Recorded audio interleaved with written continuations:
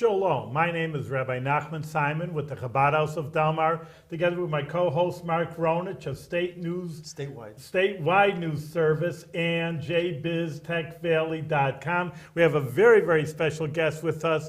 Well, can we call you the mayor? But mayor-elect, close enough. Dad, Kathy Sheehan, and a little Hebrew. I want to wish you Mazel Tov, which means good luck. I don't know if you know Hebrew enough, but in any case, everyone knows Mazel Tov and being elected, and everything should go well and easy. I don't know if it's such a thing as maybe an oxymoron to be an easy job as the mayor, but a good show goes, let's say, goes smooth. Well, in any case, welcome to the Jewish View. Thank you so much. Yeah, Kathy, I got to tell you, it's been a pleasure dealing with you as treasurer and of the city of Albany, and I just think you've always had an open door policy. You've always had a personal, personal attention to various details, and I hope that continues as your time as mayor. So I like the Corning way of, he would answer the phone. I don't know if you're going to do that necessarily, but I hope that there's an open door policy and we can get rid of some security and some, buffer zones, but I have a feeling you're going to be accessible. Well, I think that is really key.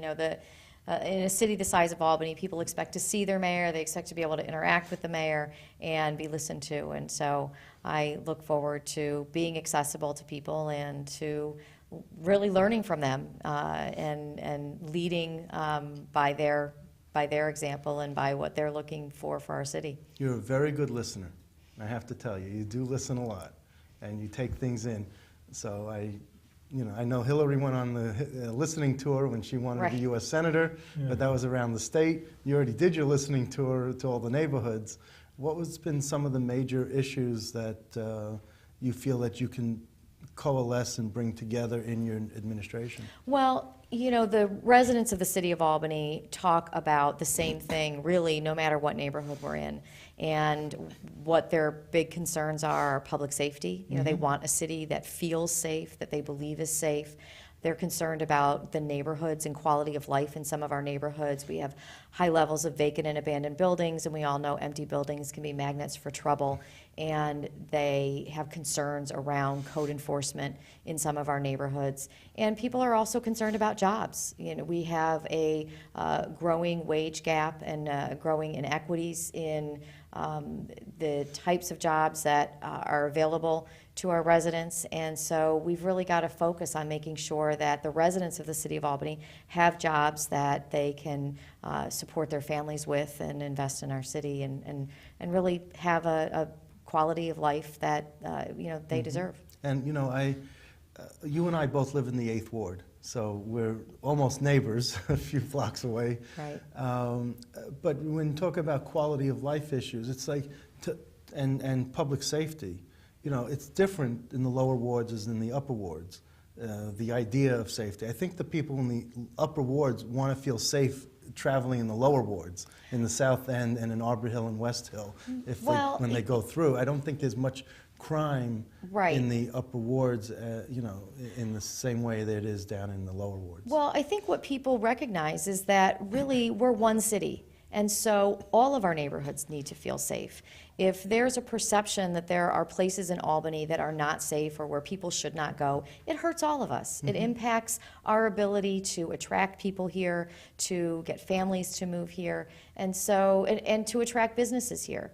And a lot of it is perception. I mean, we have a great police chief. We've seen crime rates that have gone down steadily and over the many, many years, but perception is just as important as those crime statistics. So people have to feel safe in their neighborhoods as well. Sometimes, like they always say, Albany is dead after 5 o'clock. The state workers go home. I mean, I guess there's a little bit of a truth to that. I mean, maybe I think it's downtown Albany, they say that. That's what they're saying. That's where it should be the lively place. I mean, Manhattan is alive, but maybe there would be building up the city if there'd be more of a, I don't have any ideas for it over here. I'm not a city planner, but just that's what everybody, Right. oh, Albany, nothing happening down there. Well, we're starting to see some of the office buildings that have emptied out being converted to residential. And the more people that we have living downtown, the more attractions that we'll have downtown. And as we look to get more residents in our downtown, what we consider to be that downtown area, around the riverfront, that we will start to see more investment. And it's going to be, there are a number of challenges. We have an old infrastructure. We also have a lot of old buildings that require rehabilitation, but we have phenomenal assets. You can walk to the riverfront. We have CapRep, we have the Palace Theater, and so we have some great institutions down there that can really be anchors for the type of growth that we want to see. So, I have this pet peeve that I've been talking about on all the programs, is that the housing stock, in my view, stinks or is old in Albany, in the city. In that all these homes were built in a time that we don't live in right now. Even as recently as the 50s and 60s, they have these nice big homes, but one-car garage. Or they don't have linen closets because people used to put their linens under the beds, and it's very difficult to find a home that meets the 21st century in the city of Albany. So people move to Bethlehem and Colony and Clifton Park and Guilderland, where there's new construction and there's larger hallways and there's places where you feel like, wow, this is fresh. The old homes are quaint and it has a charm to it, but there also needs to be a mix of modern day homes, and there really isn't any new building going on in terms of homes. I'm looking around for another house, and it's all one-car garages, and right away we drive by and say, one-car garage, forget it, it's off the list. Well, our goal is to make you only need one car. As we look at the promise of cities and what people want to do in cities, it's the ability to walk, it's the ability to be in a space that's more densely populated. And we're seeing that the new construction downtown, the new apartments and the new condominiums are very popular because they have the types of amenities that people are looking for. But we also are finding that we appeal to we appeal to people who are looking for the urban experience. And they may have no car, they may have one car. We have lots of opportunities to bring car sharing into the city of Albany, which would reduce your need to have two cars. You could have one car and have a car sharing program. If you need that second car, it's available to you when you need it. Working with CDTA on rapid transit and on public transit. Really, again, the promise of the cities is that you have a lower carbon footprint. You walk more. People are healthier when they live in cities because they walk more.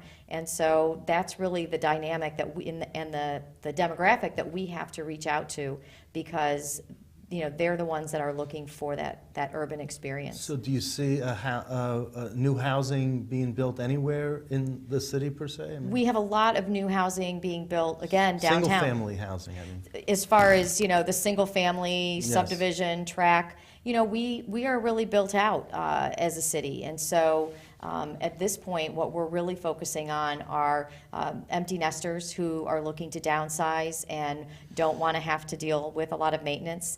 There's a high demand for, again, downtown apartments and downtown condominiums. And we've got to build them affordably. Right now, we've hit the high end of the market, and part of that is being driven by the economics of what it costs to revitalize and rehabilitate some of these buildings.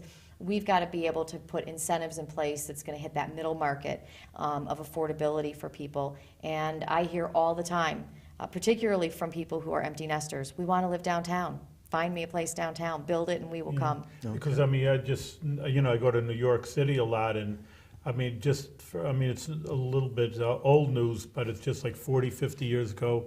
I'd say someone, let's go to Brooklyn, just see, oh, Brooklyn, Right. You're going to kill me? What do you want me to do? And now, $1 million, you can't even buy anything down there in Brooklyn. So, really, there is a future for the downtown. It's not like downtowns are, you know, forget 50 years ago, that's what they would say. Oh, the cities are dead, the Right. suburbs, but it's really not the issue now. In Bedford-Stuyvesant, think about this. Bedford-Stuyvesant, where you fear for your life walking the streets, condos are selling for $1 million. Well, and the Unbelievable. affordability piece of it is going to be really important because, again, one of the significant social issues that we have in the city of Albany is the inequity and the income gap that we're seeing, and we're seeing it across the country. But we've got to make sure that we remain an affordable place to live for families. So there are a number of challenges associated with growth and managing that growth in a responsible way. And we've got to work with the state, we've got to work with the federal government around the incentives that are in place. We've, for too long, have had federal housing policies that have created concentrations of poverty.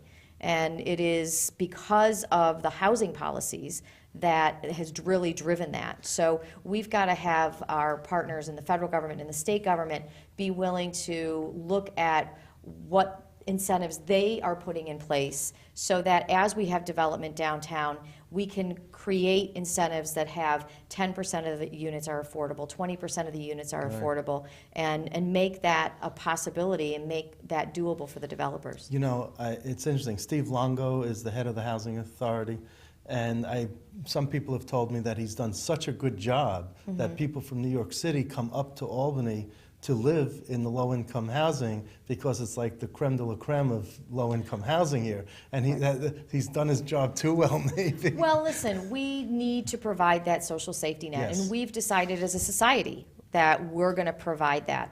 Those concentrations of public housing occur for the most part in our cities, to the point where now about 5% of the value of the land in the city of Albany, of property in the city of Albany, is off the tax rolls because it's public housing. That provides a regional benefit. And it also provides challenges for our school district and for city services. But I am proud of the fact that we have quality, low-income housing in the city of Albany. But Steve Longo and I talk about this all the time. You know, he would like to see housing policy change so that, again, we can have true mixed income neighborhoods where we're not concentrating low income housing in just certain areas, but where you have the ability to have a more mixed income, healthier neighborhoods. Now, some of the people, well, first of all, let me ask you, during the debates and during the campaign, have you picked up ideas from your previous opponents that you might be able to include in your administration? I mean, have there been, I mean, everyone, they've all come up with ideas. I mean, I remember one candidate said, you know, we don't have any fast food restaurants or something like that in the city of Albany, or very few. And, you know, I mean, but did you hear anything that's viable that you could say, wow, that was a really great idea that I could bring into, I could use and utilize? Well, listen, to a person, my opponents, both in the Democratic primary and in the general election, are people who care about the city and who have ideas about and a vision for our city. And so, of course, there were things that we talked about and ideas that were discussed that really are aligned with my values and with what I hear from our residents that they're looking for. An example? Issues are around how do we get vacant and abandoned property back on the tax rolls, and how do we do it in a way that gives opportunities to local businesses, to local residents, for them to be involved in rehabilitating that property, going a step further and using it as a way of training our young people in the construction trades and having that as an opportunity. Well, let's bulldoze the abandoned houses and build homes with two-car garages, large hallways, and linen closets. That's where you want to live Well, all right. Although Everybody set up some urban planners might take issue with that, but you know, there was also a discussion around the fact that we often make it difficult for small businesses to get traction in the city of Albany. We've got to take a look at what we are doing in the policies and the regulations that we have around permitting businesses and around zoning.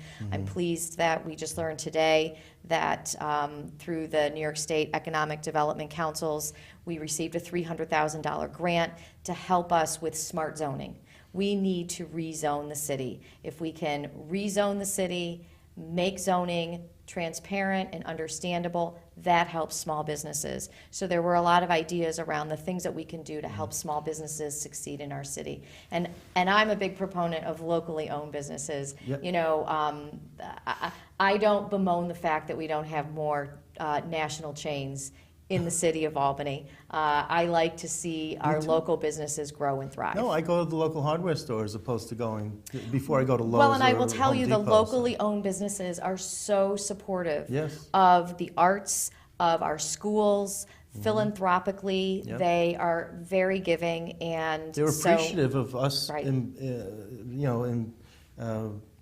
taking our business to them, so they show their appreciation. Right, right. Why don't you tell the audience, our viewers, something about you?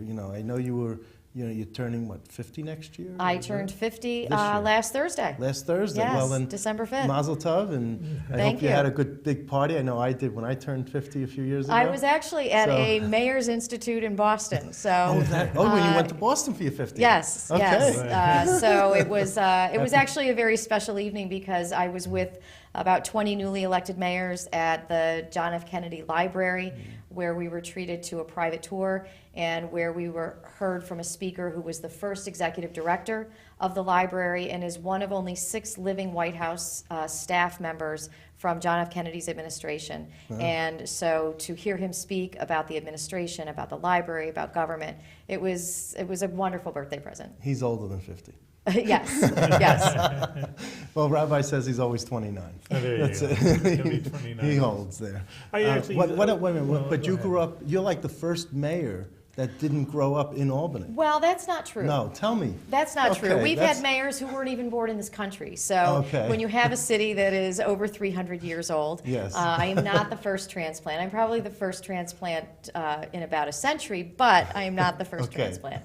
And but I was born in Chicago, outside of Chicago, Oh, I was too. and okay. Calling Jewish Landsman, we're from- Okay. That's- Well, my yeah. father's from Highland Park, and I lived in Really? Deerfield. Yes, yes. So, but that was where I was born. And my father worked for an insurance company, so he was transferred a number of times. I lived in Louisville, Kentucky.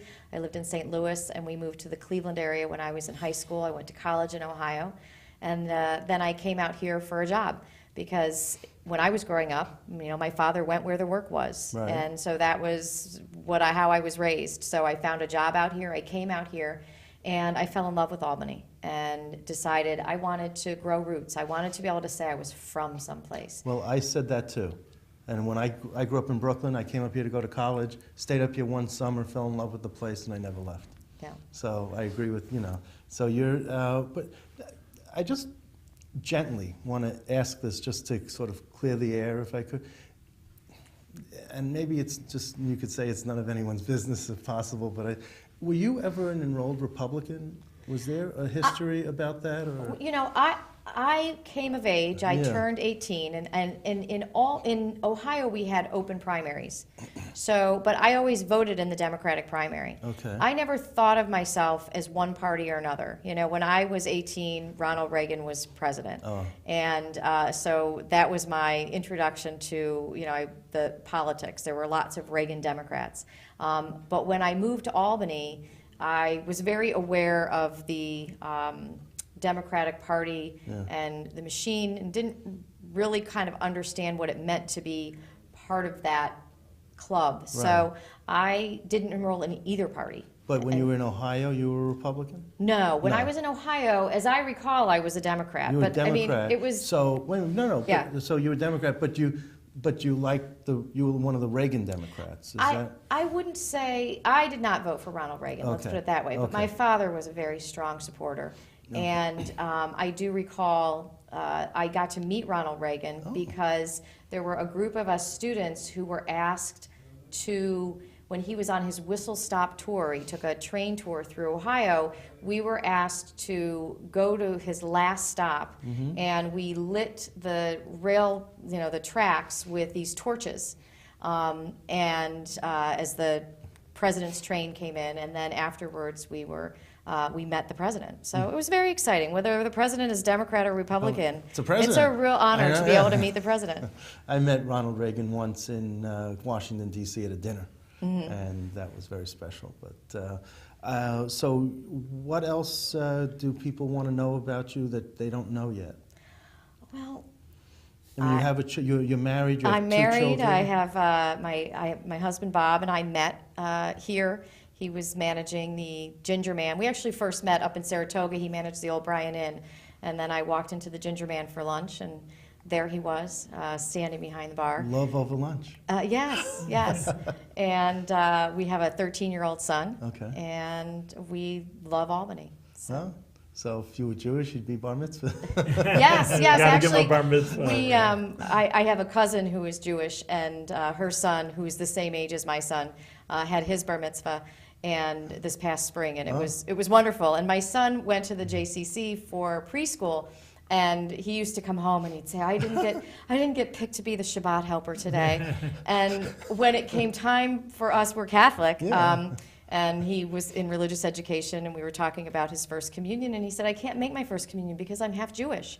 And so, but we took that very seriously and took, his lead. And I think he has a very broad view of faith in God. So, Well, that's and had a wonderful experience at the JCC. And being in the 8th Ward, which is one of the most heavily concentrated Jewish communities, do you have a lot of connection with the Jewish community? Certainly. I mean, we have, just in our neighborhood, and in over the course of the campaign, I've met with a number of the rabbis.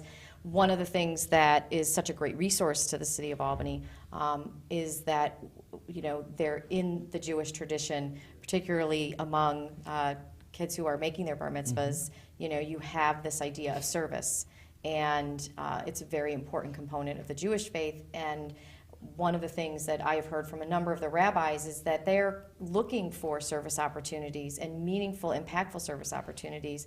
And so if the city can do a better job of coordinating that and reaching out to those core constituencies who are looking to help the city, that we can really have an impact, particularly in some of our most challenged neighborhoods. I know my son, who works with me now, he's working on a kosher pantry just for, people. We always think of people are well off, or even Jewish people well off, and it's really, it's not correct, because I know, when people come to Rabbi, hey, there are alcoholics, and no Jewish people are, well, there are, and there are people with drug problems, and there's people that are poor, and there's single families. We say, oh, the Jewish family is so good. But, there's people who fall through the cracks, and they do need help, and, you have to recognize it. So I know that, I'm saying people are willing to help out there. Sometimes people, rely on the government so much. Okay, give them their welfare check, give them their Social Security check, but they need other things besides that, and people are willing to help if they're asked to. I think, I just, because my kids go to Maimonides Hebrew Day School, of course, in Partridge Street, but I just see the schools, and we have the library next to our synagogue, the Bach Library. I see that the city is really growing in a good sense, and as far as I can see, again, I'm a rabbi, I'm not a city planner. Mark has more of a beat on the politics of the situation, and I'm just looking there, and I think things are growing. I think there's an upbeat. They say the unemployment is a little bit lower than the national average. I think there's a lot of good things about Albany then. Well, and that's the one thing that comes through, very clearly, is you get to spend as much time with residents of the city as I have the privilege of doing. Is what comes through is how much people love the city of Albany, notwithstanding the desire to make some changes. They really love our city and are proud of it. And so that's the part of it that's really, to me, so exciting about Albany, because if we tell our story and we can demonstrate to people what a great place this is to live, it does attract more people. And I think that really shines through when you are when you are exposed to those communities, like our school communities, our faith-based communities, the libraries. Those are all wonderful institutions that are so important. I have so many more questions to ask you, and we just have a few minutes left, so I'm hoping you'll come back again I'd love to be on the show. But what Can you give us a little sneak peek as to the overall theme of what you're going to say in your first State of the City? Well, it is something that I've started to think about. Right now I'm thinking about what I'm going to say at the swearing-in ceremony, which is on January 1st at City Hall at 10:30 in the morning. It's open to the public. I'll be there. It's a Wednesday. So, people are welcome. And, thinking about that message, because I think, this question of were you a Republican or were you, when it comes to being a mayor, you have to be the mayor for the whole city. There's no Republican or Democrat way to plow the streets and Exactly, shovel, exactly. That's what everyone says. And I think, when it comes to the issues that matter to cities, that you find a lot of bipartisanship. And when I was at this Mayor's Institute of newly elected mayors, we didn't even talk about what party we were from. We were talking about the issues that impact cities, the issues that matter to our residents. And so I really look forward to Democrat, Republican, working on those issues that matter to those of us who live here. But the overall themes, I mean, you're going to talk about transportation, housing, economic development. I'm going to talk about the things that were really important to people during the course of this campaign, which are our neighborhoods. It really comes back to how do we engage and empower our neighborhoods? How do we unleash the potential of our city? We have a long tradition in the city of Albany that dates back to the times of the machine where people waited to be told what to do. And how do we change that culture? Well, I got to tell you a quick story. Rastus Corning, when he was mayor in 1975 or whatever, he was the first large city mayor to endorse Jimmy Carter for president. So Jimmy Carter came up here to kiss his ring. And Erastus said, I just don't want to be a name on your letterhead. I want to be involved. He says, well, Erastus, you can give me the name of all the Democrats in the city of Albany. So he opens up his bottom desk drawer, takes out the Albany City phone book and says, here. Yeah. True story? True story. So it's changed a little bit, but not very much from there. Right. But so you have a safe re-election of it. As long as you want to be mayor, I have a feeling you're going to be mayor. Well, But you had a 4-year contract. A 4-year contract, exactly. So I really do wish you the best of luck. I know it's a good and bad type of scenario, condolences, congratulations type of thing. But really, I'm proud of the city, and I'm, just hoping that you do everything that needs to be done to make us even better. Thank you so much. Rabbi, give her a blessing. I give a blessing that it should start off, it says all beginnings are hard, but yours should be easier, and you should to lead the city to more blessings and to even better things. Thank you. Okay. Thank you very much Thank you. for Mark and the co-mayor-elect, but the mayor of Albany.